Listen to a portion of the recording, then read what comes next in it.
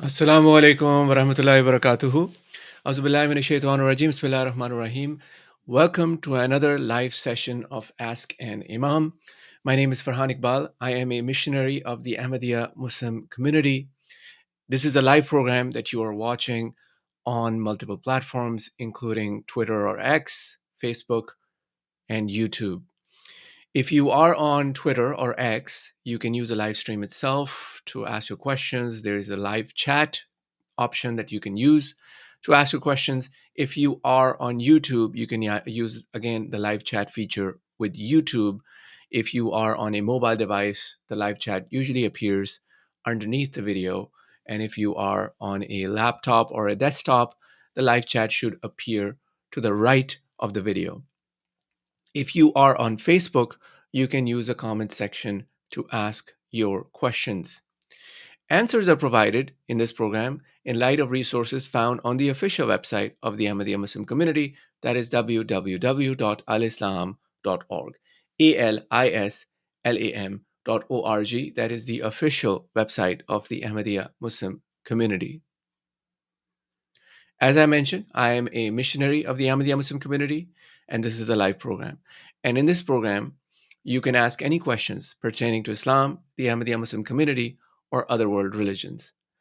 And we have a great library on alislam.org, great many resources on alislam.org. Hence, I also take the opportunity in this program to show you how to find answers to your questions by yourself on alislam.org. I wanted to begin today by talking about the best ways to study the books of the promised Messiah alayhi salam. You see, if you are someone who can read only English and you want to read the books of the promised Messiah alayhi salam, you should know that most books of the promised Messiah alayhi salam are now translated and readily available. If you know how to read Urdu as well, then of course I recommend that you read the books in the original Urdu language. Most of the books are in the original Urdu language. Some books are in Arabic as well, but those have also been translated into the Urdu language. And some Arabic books, in fact, have been translated into the English language as well. So if you are someone, it depends on what background you are coming from and what languages you know. Let's say you are someone who knows the English language better than the Urdu language, and so you would prefer to read the books of the Promised Messiah alayhi salam in the English language. What order should you begin? How should you read the books of the Promised Messiah alayhi salam? And that is the question that I wanted to address briefly today. And first of all, again, when it comes to reading the books of the Promised Messiah alayhi salam, each case is different. Some of you may have read some books, some of you may not have read any books. So I will respond to this question based on all these different scenarios or circumstances. So we begin first of all with someone who has never read the books of the Promised Messiah alayhi salam. How should he begin his journey? Some time back I wrote to Hazrat Khalifatul Masih and I asked him about reading books of the Promised Messiah alayhi salam with young people. And many of you who watch this program are young yourself. I meet some of you from time to time, and I get to know that most people who are watching this program are young people. So, what book should you begin with? Well, if you go on alislam.org and click on Promised Messiah, you can scroll down, first of all, to the section where all the books are listed. And I strongly recommend that if you are a beginner, that you either pick up this book, Noah's Ark, or Our Teaching. Personally, when I was in high school many years ago, this was one of those rare books, Our Teaching, that was available in English. All the other books were not available in English. Most books of the Promised Messiah alayhi salam had not been translated, which made it very difficult to access his books for someone who could not read Urdu. So this is a very beautiful book, very motivational.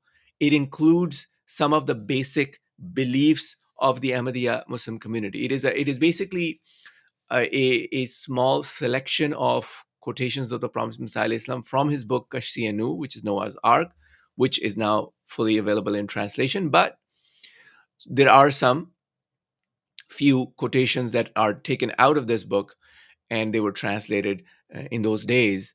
We're talking about the late 1990s when this book was made available.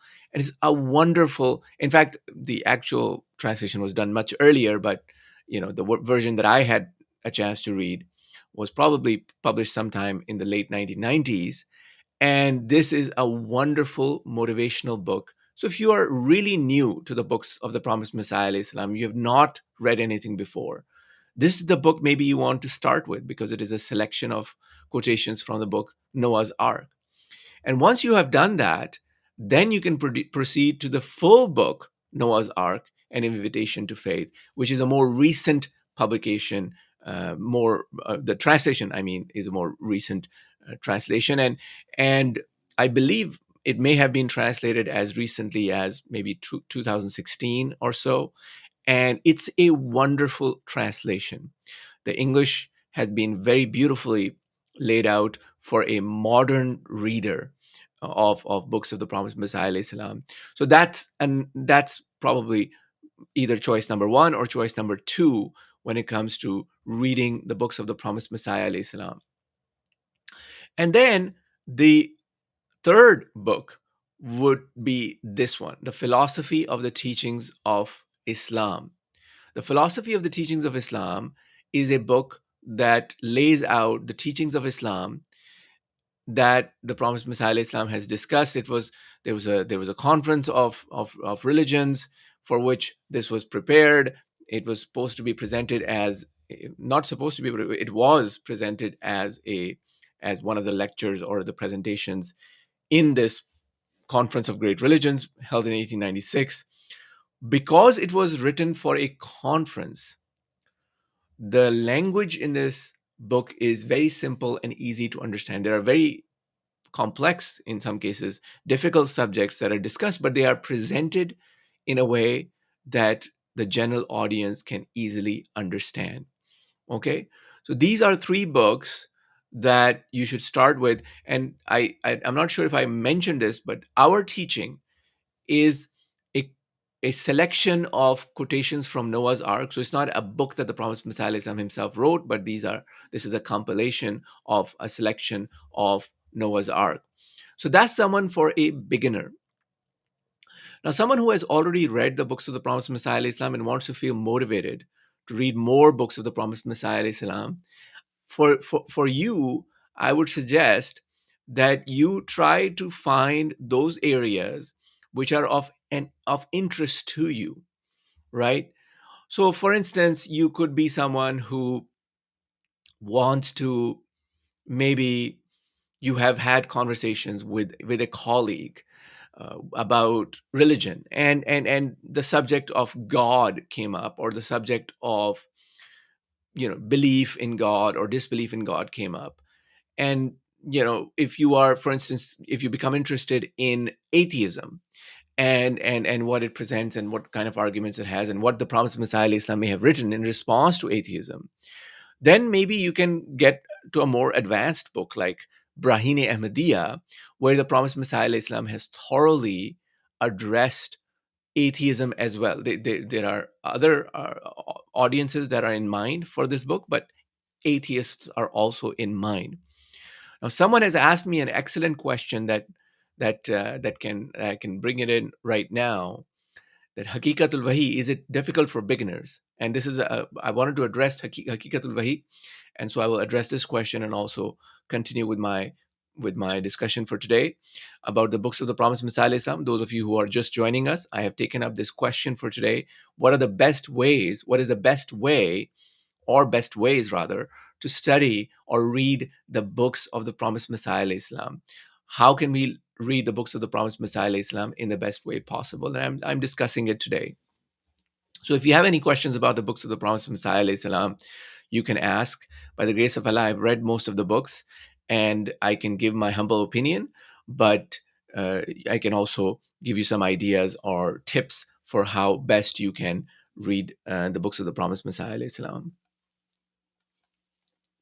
So we were talking about someone who came across, perhaps has had discussion with someone who is an atheist, is interested in reading what the Prophet Messiah Islam may have said about atheism.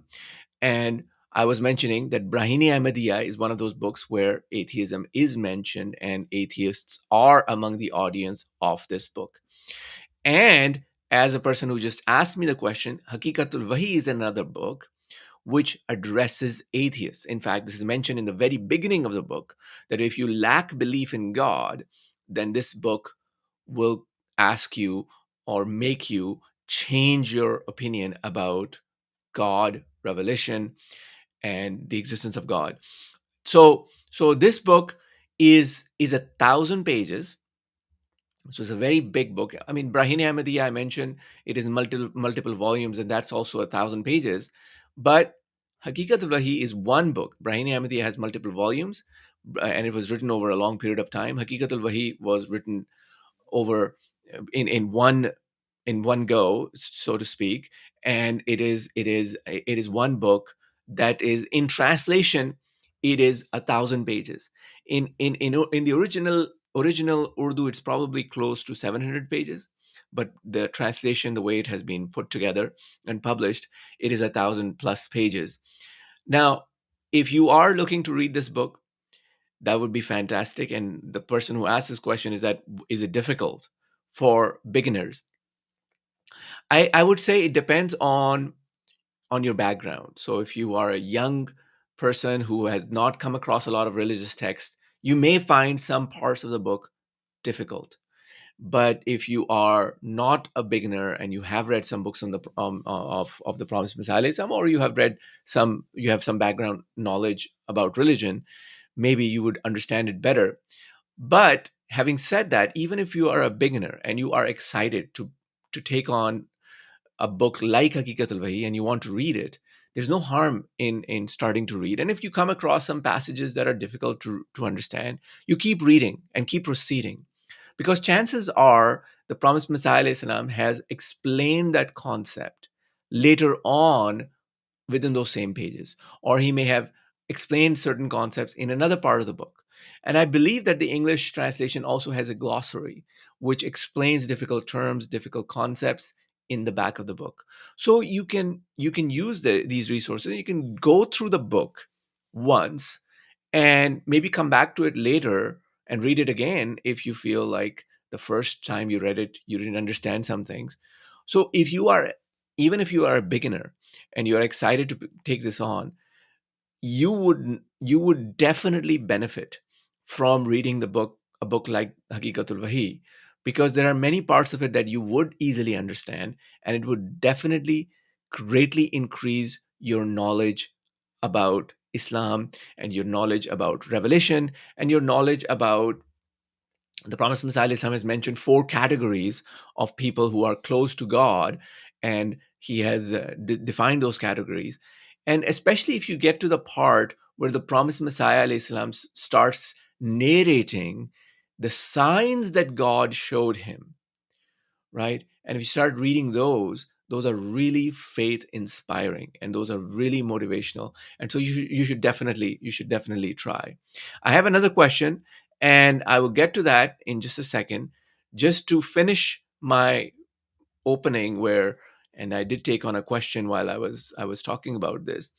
I wanted to mention that if you are, for instance, talking to an atheist, these are some of the books that I just mentioned: Braheen-e-Ahmadiyya, Hakikatul Wahi, that you can go to. And you can, there are some other books as well, but you can start with these.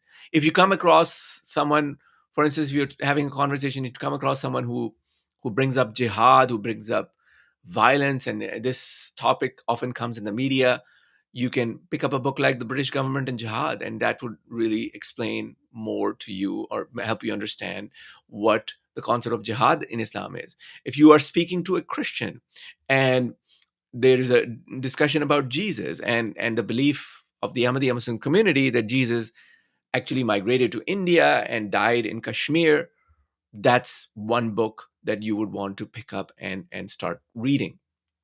There are many other books that address Christianity. There are books that address Hinduism. So if you come across someone and or some subject, and you want to learn more about it, then you can find a book that addresses Hinduism.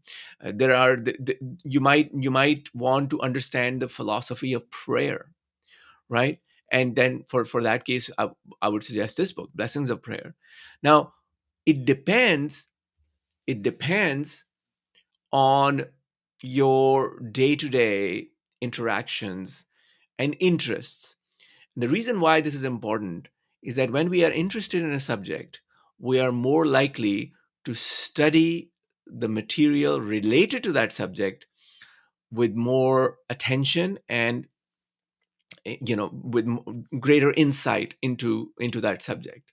So if you are having a conversation with a Christian and it is about Jesus, you would probably at that time read the book Jesus in India with more care and with more concern, and you will benefit better from it, and you might be able to finish the whole book in a shorter period of time. If you are in some kind of situation where you want to pray to God and you want to do it in the best way, and you're trying to understand the philosophy of prayer, at that time, a book like Blessings of Prayer would be a good option for you to go to and benefit from. Similarly, if there are other areas of concern to you that you are thinking about, or that you're studying, or that you came across that you're curious about, curiosity can be the driving force to help us read more of the books of the promised Messiah alayhi salam.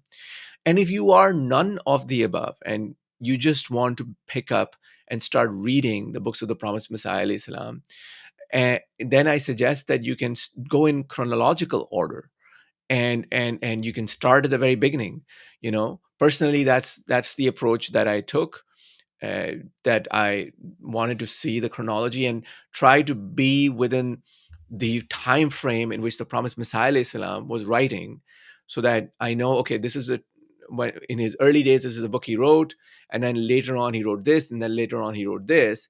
It kind of helps you be in that time when the promised Messiah alayhi salam is writing these works. I have a couple questions before I get to those. Just one more point I want to mention is that Malfuzat is another great place to start, right? So for beginners, back to the question about beginners, Malfuzat is another place. And I was looking at alislam.org right here in the feature in the featured section on the main page. It's showing us volume 4, 7, and 9, oh sorry, 8 are all translated and available, right? So if I go to Promised Messiah again and scroll down to his books, let me see if they have added Malfuzat here or not. Right. At the very bottom of the list of books, you have volume 1, 2, 3, 4, not 5, but 7, 8, and 10. Right. So we are very close to actually having all 10 volumes of Malfuzat translated. And that's a remarkable thing, because Malfuzat represents those conversations that the promised Messiah Islam had with his companions, or even sometimes some non-Muslim, some Hindu, or somebody else could be visiting him, and he would be having that conversation with that individual. And the thing about these conversations, even though these are not actually written by the promised Messiah Islam himself, but the thing about these conversations is that this is very easy to understand language that the promised Messiah Islam used to address his his audience. And so, unlike a book which is slightly more academic, slightly more formal, these are informal, in many cases informal conversations, and so it's very easy to understand language that the promised Messiah Islam has used. So that's another place for a beginner to go to these books. And sometimes the promised Messiah Islam would be writing a certain book, and in Malfuzat, during those days when he was writing that book, he would be having conversations about that book. So there would be a sort of a summary of that book in those conversations that are found in Malfuzat. So another great place for Malfuzat, for a beginner, is to read Malfuzat. And I just spotted one book, Ahmadis and the Aryas of Qadian. This is if for Hinduism, I didn't mention any book, but for if you come across people of the Hindu faith and you want to understand the Ahmadiyya Muslim perspective on Hinduism, that's a book that I would recommend for you to go to.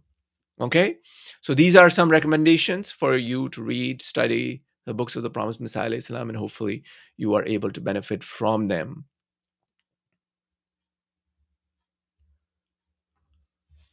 Arsalan has asked, I have read 4 books and I want to read all the books of inshallah. Should I start from volume 1 all the way to the last one? Well, if you have read 4 books, I would still consider you a beginner, but again, it's ultimately your choice. That there's nothing wrong with going to the very first book and start reading, though the first books are a little bit more difficult. Like Braheen-e-Ahmadiyya, the first 4 volumes are difficult to a certain extent. And also, if you know Urdu, there's another book that is entitled in Urdu, it's not translated yet, it's called Purani Tahreerein. So if you are going to read these books in Urdu and you start reading Purani Tahreerein, which translates into older writings, right? And that book is very, very complex because it has a lot of difficult arguments that have been discussed in it. But having said that, like I mentioned before, if you start reading those books, maybe there's a passage that you don't understand. Maybe there are a couple of pages that you don't understand.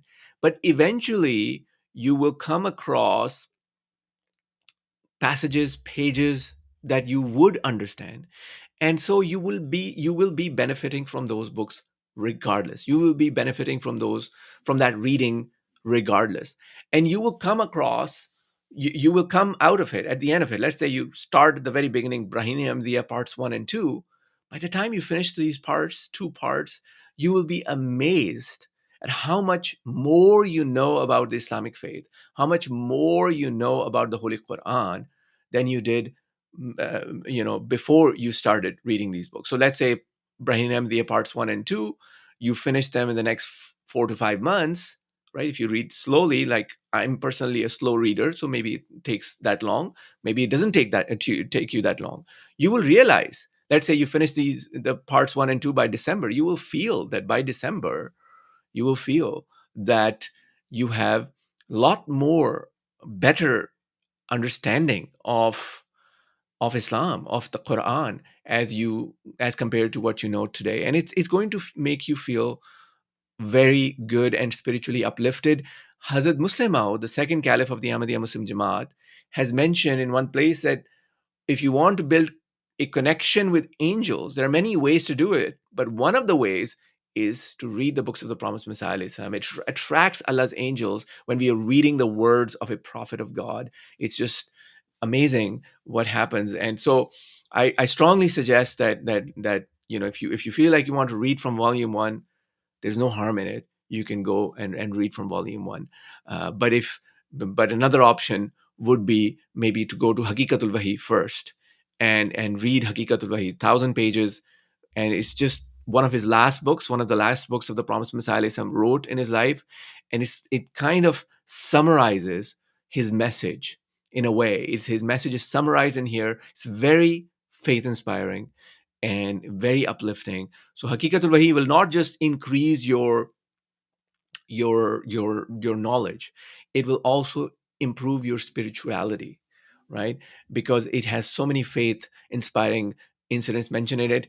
And interestingly, there are some prophecies made in Braheen-e-Ahmadiyya, which basically at the beginning of his you can say call from God. He wrote Braheen-e-Ahmadiyya, and there are many prophecies, many revelations mentioned in Braheen-e-Ahmadiyya that were fulfilled. And in Hakikatul Wahi, the Promised Messiah Islam is talking about how those prophecies were fulfilled. So you will feel very much elated by reading those. And so if you read Hakikatul Wahi first, that is also one avenue for you to try and go.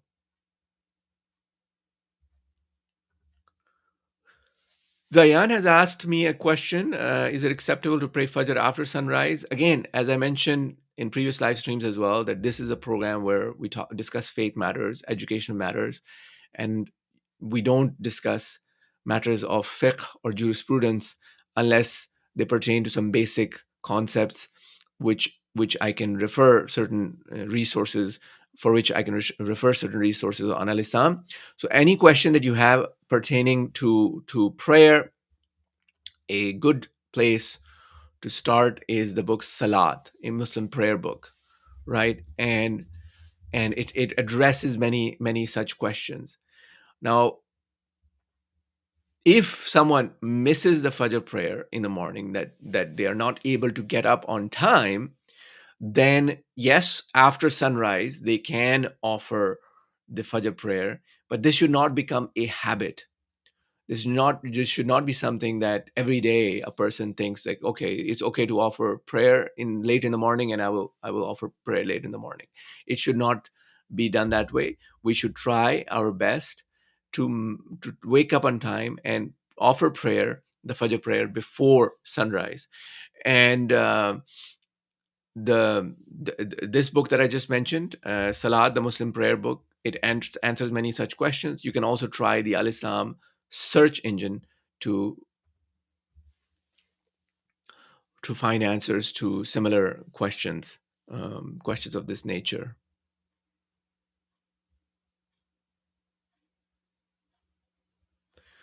One person has asked, it's a long question of three.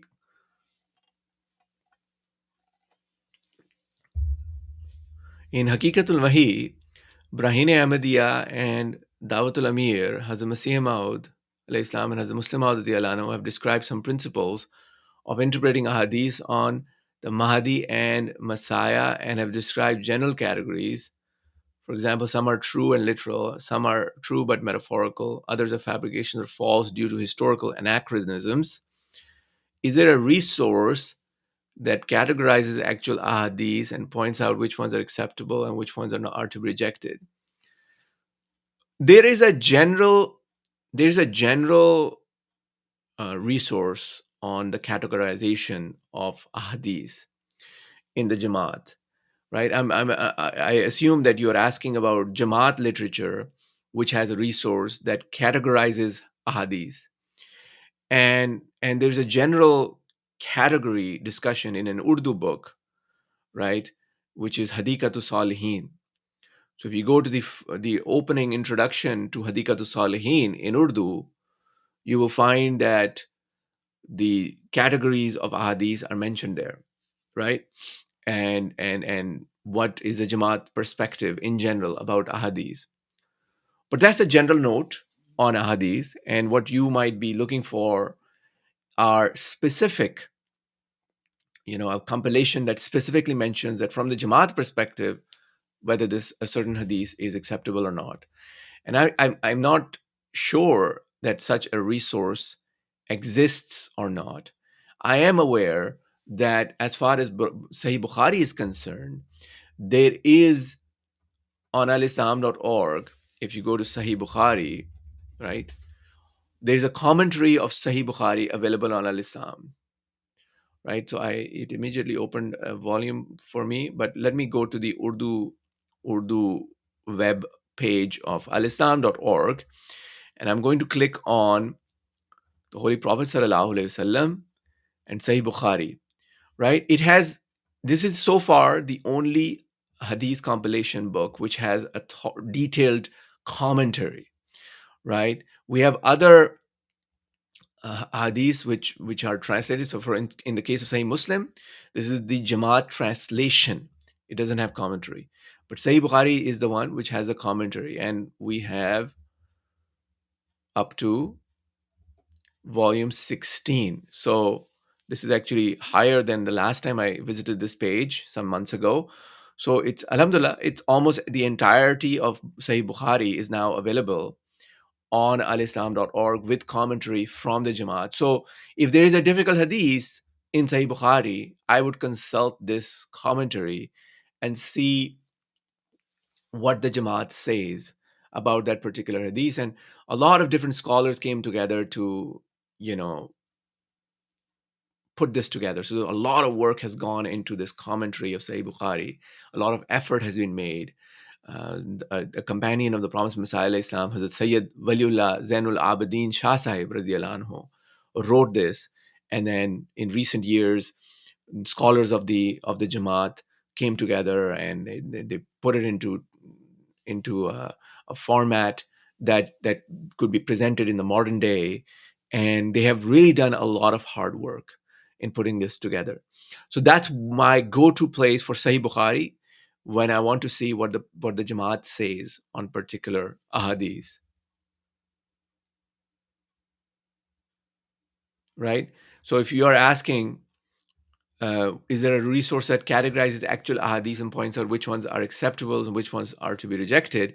For Sahih Bukhari in general, that's what I would do. And then you ask that I am asking specifically about ahadith on Messiah and Mahdi.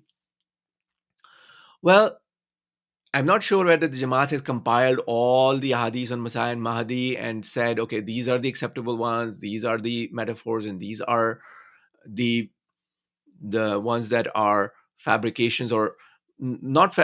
We don't outright like to call them fabrications. We just feel like those are maybe part of a category that we have not yet understood. Maybe they relate or pertain to the future. Allah knows best. So there is no such compilation. And if you are looking to work on a project of this type, this is a good project to work on. But you have to remember, those are these that we believe are authentic and reliable.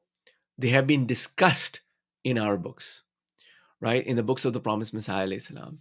And you would find those ahadiths discussed in some cases many times in the books of the promised Messiah, alayhi salam, in Malfuzat, in the writings of Khulafa, in the writing Dawatul Amir, as you mentioned, one book of Hazrat Muslim Maud also has those discussions.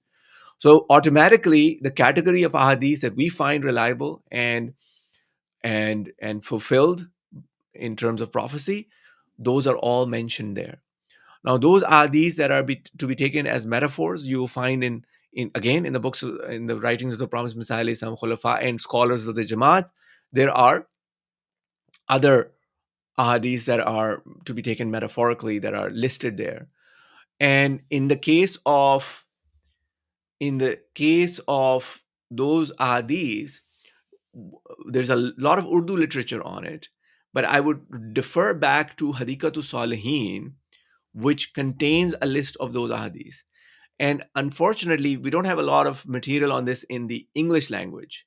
So if you know how to read Urdu, then I can tell you some resources like Hadithatu Salihin, for instance. Hadithatu Salihin, it contains a section, if you go to near the end of Hadithatu Salihin, right? If you go all the way to the end,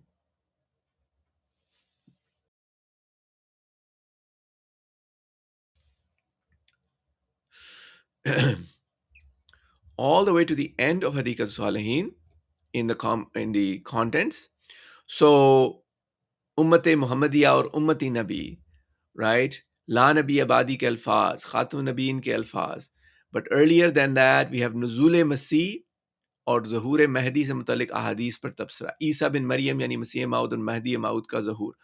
So all these ahadith related to maybe the latter days, the death of Jesus, the coming of the Dajjal, a note on such ahadith which pertain to the Dajjal and Yajuj Majuj, the coming of Jesus, son of Mary, the descent of the Messiah, the coming of the Mahdi, all these discussions are there. So at this moment, the best resource in response to your question that I can think of is this one, which is in Hadithatu Salihin. Having said that, there are some other smaller booklets, right? That if you just a general search like Zahure Imam Mahdi, right? It has, for instance, Zahure Imam Mahdi. It's from Muhammad Azam Iksir Sahib. This is a wonderful book that lists all the ahadith about the Imam Mahdi, that and metaphorical ones and literal ones, that we tend to take in this regard. Uh, I lost that page accidentally, so I'm going to search for this again, right? And you just mentioned that you can read Urdu. So type in Urdu Zahure Imam Mahdi. So that's a book by Muhammad Azam Iksir Sahib that I just showed you is very good. Imam Mahdi Ka Zahur, Qazi Muhammad Nazir Sahib. That's another good resource to go to, right? To have a discussion, to see a discussion of those ahadiths, and he has discussed them. Then there was one more that I'm trying to look for here, right? But these are all the books in this search results, right? That are very good. And the first one by Muhammad Azam Iksir Sahib is wonderful. There is another one, Zahure Imam Mahdi, by another scholar of the Jamaat, which is not showing up in the results here, but I would try similar searches, right? Masih or Mahdi might be another one that might give me some results, right? Hazrat Muhammad Rasulullah Sallallahu Alaihi Wasallam ki nazar mein. So this is another book that I would go to, right? Wonderful. Yeah, this has a lot of these discussions that you are looking for. And the way it sounds is that this person provided scans of writings as well, right? That's why it's taking longer to load, right? Okay, so you have the scans of many of these books that pertain to this. Okay, so yeah, so you have wonderful books. Now that I have searched here, you have wonderful books about the Masih and Mahdi in Urdu that you can consult. Right. Okay. So if Azam Iksir Sahib was your friend, as you mentioned, then I also had a chance to meet him and study. We went to study with him for some time, many years ago, and I also found him to be a great scholar. And the book that he wrote is very short, but it's very to the point and very good. So these are some of the resources that you can try. I think they will help you, inshallah. This is the topic that we had for today, and I think we have covered it properly, which is best ways to study the books of the promised Messiah alayhi salam. So I hope it was of benefit to all of you, and you learned something today. We should always pray that Allah enables us to keep reading the books of the promised Messiah alayhi salam. One of the goals of the Al Islam team is to make these books very easily and readily available to all of us. And sometimes I find about latest publications of the Jamaat, like Malfuzat. I recently found out so many volumes have been published only through Al Islam, because the actual publication takes longer and you don't find those books in the bookstore, but they end up on Al Islam before then. And same is the case with Sahih Bukhari, that I just looked at it, and so many volumes have been added to alislam.org that were not available previously. So it's a great blessing of Allah that these books are there. We should benefit from them.